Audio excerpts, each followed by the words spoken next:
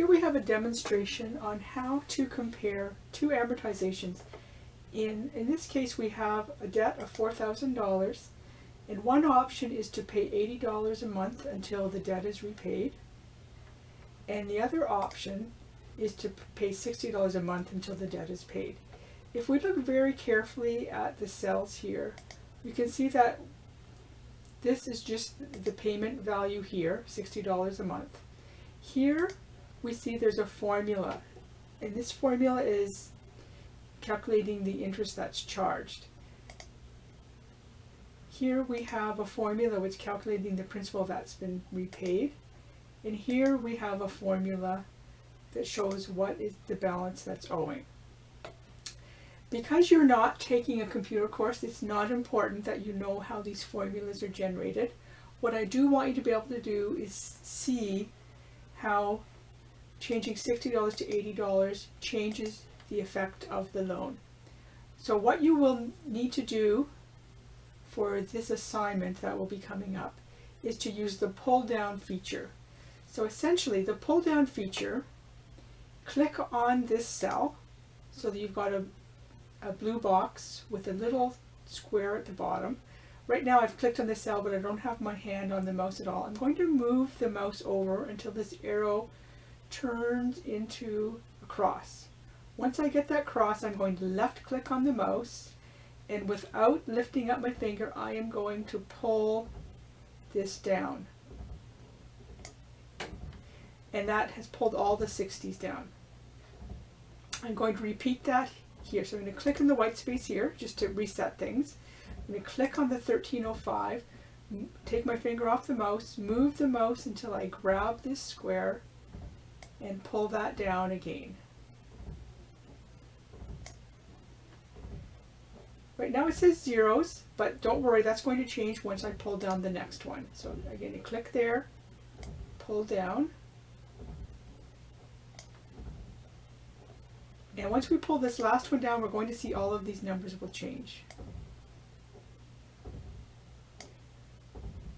Okay, so once we get to this part, we see that there's still quite a bit of loan left.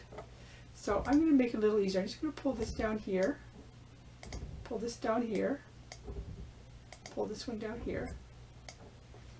And now to make life easier for me, I'm going to left click on the 60 without lifting up my mouse. I'm going to select all four of these. Now I'm going to let go, and that little square shows up.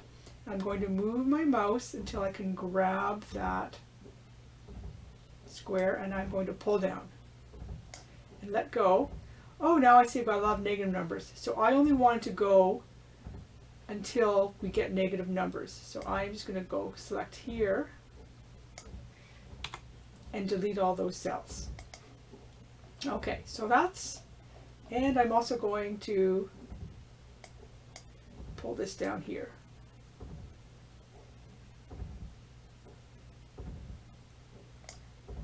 Okay, so at paying $60 a month, it would take 76 payments to pay this off. Now we're going to go over to the 80. So I'm going to click over here to clear things. I'm going to grab all four columns, let go, pull this down, stop. Oh, already in the negatives. So I'm going to delete all of the negative ones.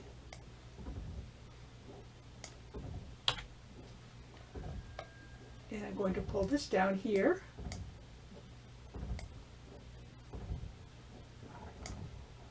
And I see it only took 55 payments to get to having it all paid off.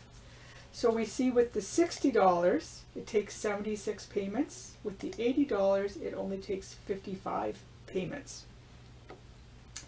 If you want to know the real cost of purchasing this item, what you would want to do is add up all the payments. So you click here, you go to where it says the backwards 3, which is sigma, pick sum, and then you're going to left click on the bottom 80, pull this up so we cover all the 80s, and let go.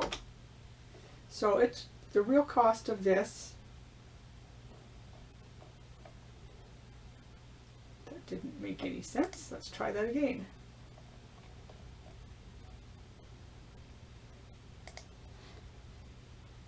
sum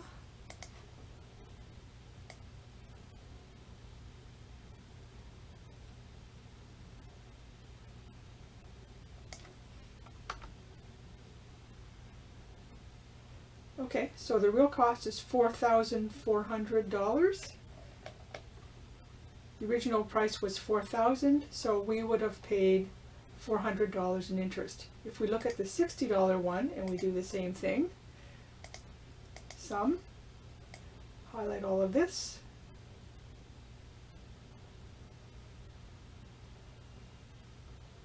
let go, hit enter.